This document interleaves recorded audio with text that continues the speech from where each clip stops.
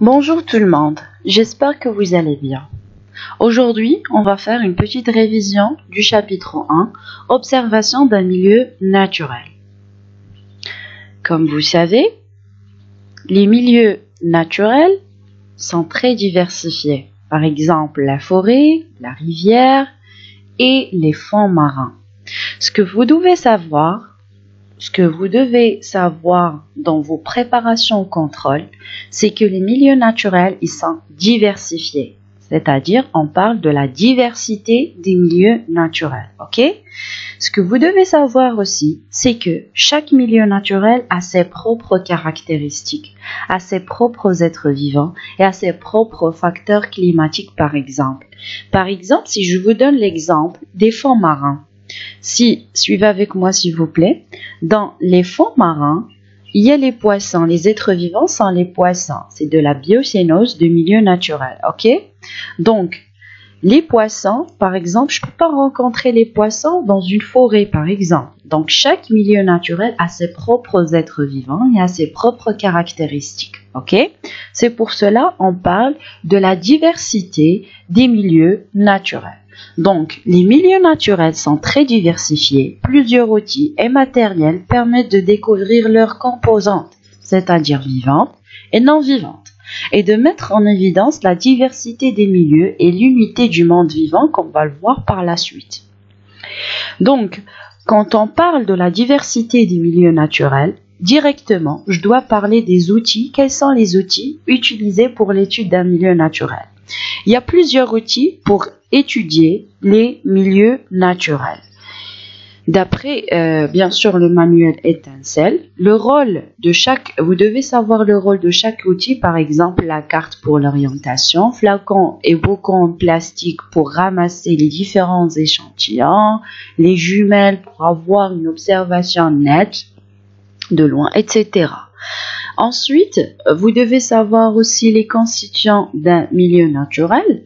Un milieu naturel, on a dit qu'il est constitué de composantes vivantes, animaux, végétaux, les micro-organismes, et une composante non vivante. Vous devez savoir que les composantes non vivantes, toujours, ce sont des composantes minérales, le sol, l'eau et l'air.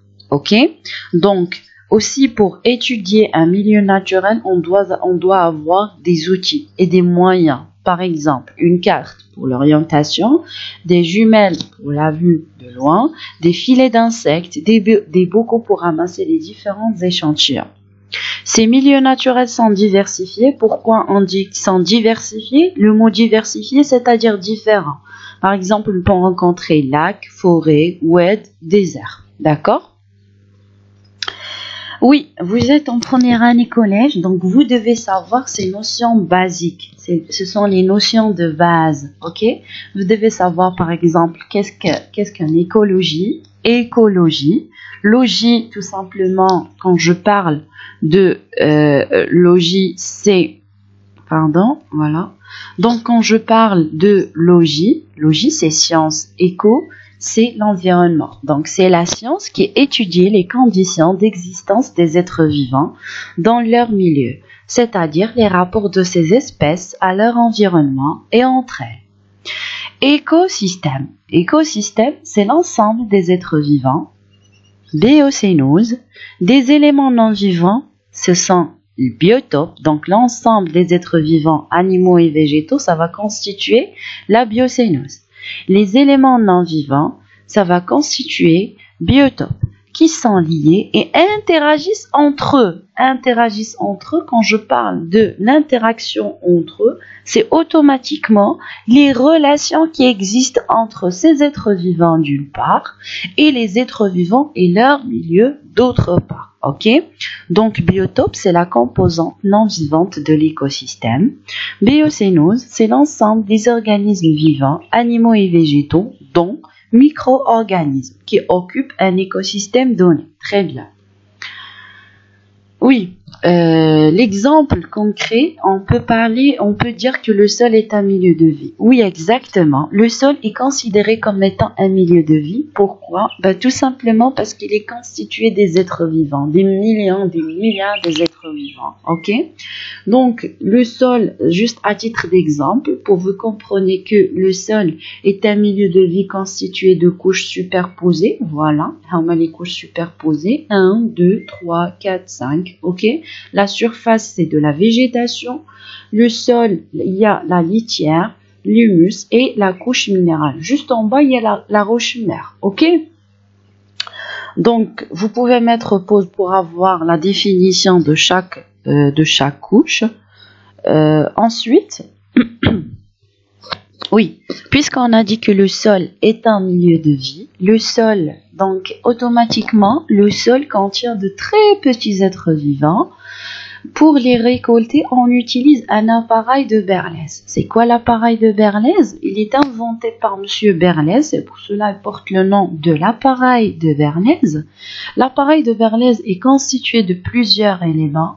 Par exemple, ici, il y a la lampe et l'entonnoir où on met l'échantillon du sol et l'alcool à 50 degrés. D'accord? Donc, vous devez comprendre et savoir l'utilité de chaque élément. Par exemple, pourquoi on a utilisé la lampe? Ok, ici il y a échantillon du sol, puisqu'on a dit que le sol contient des êtres vivants, des millions d'êtres vivants. Pourquoi, à votre avis, on utilise la lumière ou bien la chaleur? Tout simplement pour que les êtres vivants présents dans l'échantillon du sol fuient la lumière et tombent dans le récipient rempli d'alcool 50 degrés. Ok? Donc, la chaleur joue le rôle de quoi? C'est que l'échantillon du sol contient des êtres vivants. Ces êtres vivants fuient la lumière et tombent dans le récipient rempli d'alcool 50 degrés. On peut poser la question aussi, Madame, quelle est l'utilité de l'alcool 50 degrés? Tout simplement, l'alcool 50 degrés, il permet la fixation de ces êtres vivants des différentes espèces présentes dans l'échantillon du sol. Ok? Donc, pour avoir une idée du milieu du sol, je dois étudier ces êtres vivants et avoir une idée. Par exemple, le milieu échantillon du sol, il est caractérisé par la présence de coléoptères, des vers de terre, des colomboles, etc. Ok? C'est ça l'utilité de l'appareil de Berlez. Donc, pourquoi on utilise l'appareil de Berlez? Tout simplement pour capturer ou bien pour récolter les différentes espèces présentes dans un milieu donné. Ok? Plus précisément dans le sol. Donc, ça à propos de l'appareil de Berlez. Vous devez comprendre et savoir le fonctionnement de l'appareil de Berlez. Donc, voilà plusieurs échantillons présents dans le sol. Comme vous voyez, ces êtres vivants, on les rencontrer dans le sol et on peut les récolter via l'appareil de Berlez. Comme vous voyez, j'ai pas parlé du tamis. Regardez, voilà, ça c'est plus visible. Il y a l'entonnoir et un échantillon du sol et un tamis. Vous voyez, un tamis, il est perforé, c'est-à-dire il présente des pores. Donc, via ces pores-là, il y a le passage des êtres vivants directement dans le récipient rempli d'alcool. Voilà le récipient rempli d'alcool et voilà l'émail. Ok? Ensuite... Donc voilà une observation microscopique des différents échantillons présents dans le sol et voilà les noms de chaque échantillon. Par exemple les colomboles, vers de terre, l'araignée, fourmis, etc. Ensuite, pour conclure, pour récapituler, on peut dire que le sol est constitué de composants minéraux provenant de la dégradation des roches du sous-sol. Le sol contient aussi des êtres vivants de petite taille, mais le plus souvent microscopiques. Ce sont les composantes vivantes du sol. Elles transforment les restes d'animaux et de végétaux en humus. Exactement. Pour récapituler, on a vu jusqu'à maintenant, c'est que pour étudier un milieu naturel, des outils et du matériel sont indispensables. Par exemple, la carte, flacon et bocaux en plastique, jumelles. Donc, pour récolter et conserver des échantillons du sol, on utilise on utilise plusieurs matériels par exemple. D'accord? Donc, un milieu naturel est un paysage naturel renfermant une composante vivante et une composante non vivante. Donc, ce que vous devez savoir, c'est que un milieu naturel renferme, c'est-à-dire il comporte une composante vivante et une composante non vivante. Et une composante vivante, ce sont les végétaux, les plantes, l'herbe, ce que vous voulez, les animaux, les végétaux, les plantes, ce que vous voulez. Et les composantes non vivantes, toujours, il y a la matière minérale, il y a l'eau, il y a les roches, il y a l'air, ok? Ensuite, donc voilà, ici s'il vous plaît j'ai commis une erreur, et composante vivante, ici c'est composante non vivante, ok? L'air, eau, sol, s'il vous plaît corrigez, ici composante non vivante et composante vivante. Oui, passons maintenant l'unité de structure de tous les êtres vivants. Ça c'est le deuxième axe, ça c'est très important pour vous. Donc, on a fait le TP au sein de la classe, c'était la cellule unité de structure de tous les êtres vivants, et on a aussi parlé du microscope optique, d'accord? Et on a dit que le microscope optique est un outil qui permet d'observer ce qui est souvent invisible à l'œil, c'est-à-dire ce qui est microscopique. Aussi, on a parlé de l'utilisation du microscope optique, on a parlé des différents objectifs qui contiennent les différents grossissements, on a fait l'échantillon, on a fait une préparation microscopique devant vous aussi. On a parlé de la platine, l'utilisation du microscope optique grosso modo en général, ok? Ensuite, on a fait les deux observations microscopiques. La première observation, c'était l'observation microscopique chez les animaux et plus précisément l'épithélium buccal.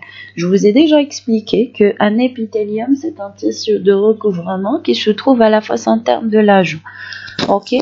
Et ce que vous devez comprendre, parce que ça c'est très important s'il vous plaît, c'est que la cellule animale, la cellule est constituée de 3 éléments. Ce que vous devez comprendre, c'est que la cellule toujours est constituée de 3 éléments essentiels.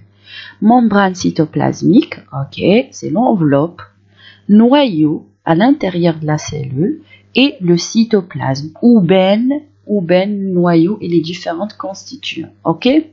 Donc, membrane cytoplasmique, voilà la cellule. Ça, c'est une cellule. Chaque cellule contient une membrane cytoplasmique. Membrane cytoplasmique, c'est l'enveloppe qui protège. C'est l'enveloppe qui protège la cellule. Ok. Noyau, cytoplasme, contenu vivant. Ce que vous devez comprendre et savoir, c'est que la cellule animale est caractérisée par une membrane cytoplasmique souple, c'est-à-dire flexible. Il peut prendre plusieurs formes, ok? Tandis que la cellule végétale, on a fait aussi l'observation microscopique d'une cellule végétale, c'était l'épiderme d'oignon. Donc, vous devez comprendre et savoir que la cellule végétale, voilà la cellule végétale, d'accord, a une forme propre, dans sa forme propre, ok? La cellule végétale est caractérisée par une paroi très rigide, ok? Paroi rigide, ok? Et une forme géométrique par rapport à la cellule animale, d'accord? Donc, quelle est la différence entre cellule animale et cellule végétale? C'est que la cellule animale est caractérisée par une paroi souple, c'est-à-dire flexible, d'accord? Et la cellule végétale est caractérisée par sa propre forme et une forme géométrique et une paroi rigide, ok? Et aussi grande vacuole. Donc, les cellules végétales ont en général une forme géométrique car elles sont entourées par une paroi squelettique rigide. L'intérieur de la cellule est en grande partie occupé par une vacuole. Très bien. Ça, c'est ce que vous devez comprendre et savoir. D'accord? Je vais mettre à votre disposition les exercices corrigés de ce chapitre pour que vous puissiez bien comprendre chapitre 1. Donc, merci.